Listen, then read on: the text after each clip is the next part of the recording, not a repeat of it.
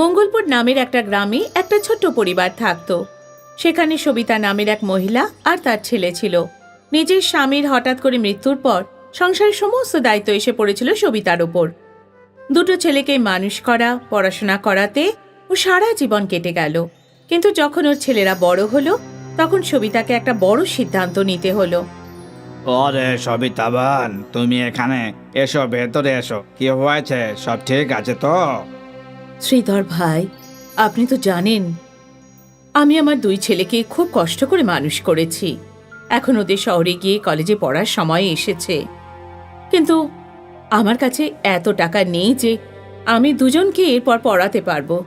যদি একজন ছেলেকে না পড়াই তাহলে তার সাথে অন্যায় হবে। এই অবস্থায় আমি কি করব? তুমি একটু শান্ত হও আর এটা বলো যে দুজনের মধ্যে সাহসীটাকে। আমার মানব বেশি সাহসী। এমনিতে অতুল ঠিকঠাকই পড়াশোনা করে, কিন্তু মানব পড়াশোনায় বেশি ভালো। আর তারপরে অতুল হলো দুজনের মধ্যে বড় আর সাহসীও। তুমি ওকে শহরে পড়াশোনা করতে পাঠাও আর মানবকে নিজের কাছেই রাখো। আমার পরিচিত একজন ময়রার কাছে কাজের জায়গা ফাঁকা আছে, আমি ওকে ওখানেই লাগিয়ে দেবো। শ্রীধরের কথা শুনে সবিতার একটু শান্তি হলো।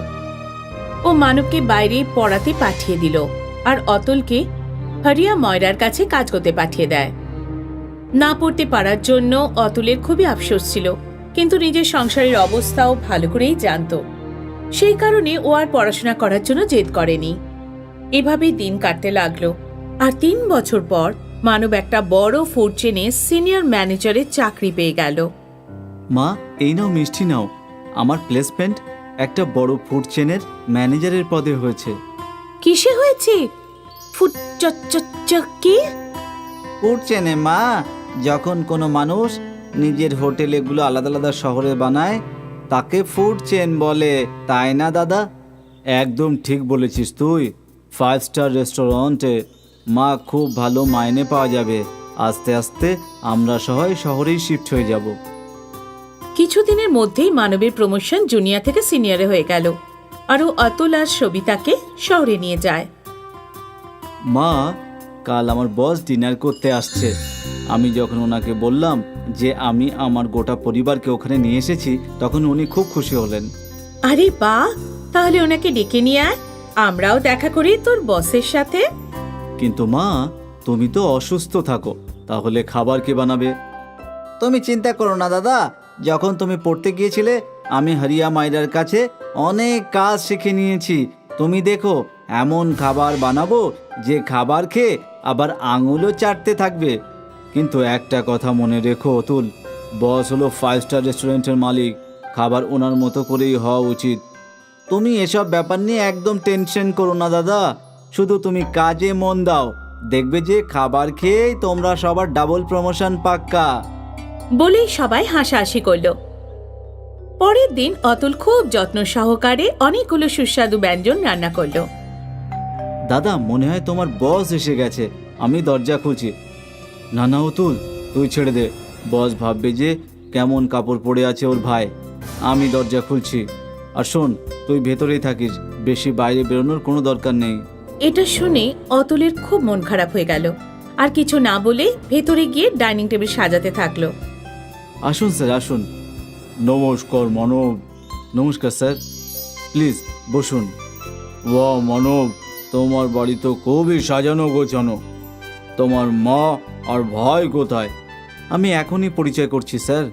মা, ও মা, বস এসেছেন। নমস্কার দাদা, কেমন আছেন আপনি? এখানে মানব, তার মা আর বস একে অপরের সাথে কথাবার্তা বলছিল, আর ওদিকে অতুল খাবার জোগাড় করতে ব্যস্ত হয়ে গেল। কিছুক্ষণ পর ওরা সবাই ডাইনিং টেবিলে ডিনার করতে এলো। টেবিলটা সাজানো গোছানো দেখে অতুলের বস খুব খুশি হয়।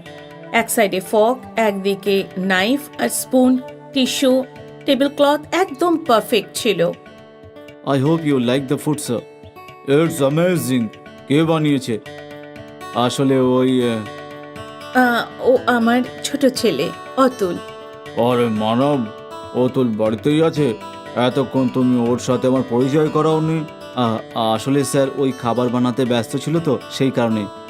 অতুল, অতুল বাবা, এদিকে আয় তো একটু। অতুল সংকোচের সাথে বাইরে আসে। বাহ বাহ বাহ, তুমি খুব অসাধারণ খাবার বানিয়েছো। কোথা থেকে রান্নার কোর্স করেছো নাকি? আরে না না না স্যার, ও তো আমাদের গ্রামে একটা ছোট্ট ময়রার কাছে কাজ করতো, তাই একটু আধটু রান্না করে নেয়। নিজের ভাইয়ের মুখ থেকে এই শুনে অতুল আবার দুঃখী হয়ে যায় আর খাবার খেতে বসে পড়ে। যাবার আগে মানবের বস অতুলকে একটা অফার দেয়। খাবার খেয়ে খুব ভালো লাগলো। শুধু খাবারই নয়, গোটা টেবিলটা অ্যাটিকেটসও পুরো খেয়াল রেখেছো তুমি। সুনিতা ম্যাডাম, যদি আপনার খারাপ না লাগে তাহলে একটা কথা বলতে চাই। আপনার ছেলে খুবই ট্যালেন্টেড, আমাদের একজন নতুন শেফের প্রয়োজন। তাহলে কি অতুল সেখানে হেড শেফের চাকরি করাটা পছন্দ করবে? কিন্তু স্যার, অতুল তো কোনো ফর্মাল ডিগ্রি নেয়নি এর জন্য, ও তো এমনিতেই একটু আধটু করে নেয়। সেটা তোমার টেনশন নয় মানব, আমার শুধু 1 নম্বর স্বাদ চাই, আর কিছু নয়। অতুল, কাল তুমি মানবের সাথে অফিসে চলে এসো আর ওখানে একটা ডিশ তৈরি করে খাইয়ে দিও। এই শুনে তো অতুল ভীষণ খুশি হয়ে যায়, কিন্তু এই ব্যাপারটা মানবের একদম পছন্দ হয় না। পরের দিন অতুল সেখানে পৌঁছে ডিশ বানাতে শুরু করে।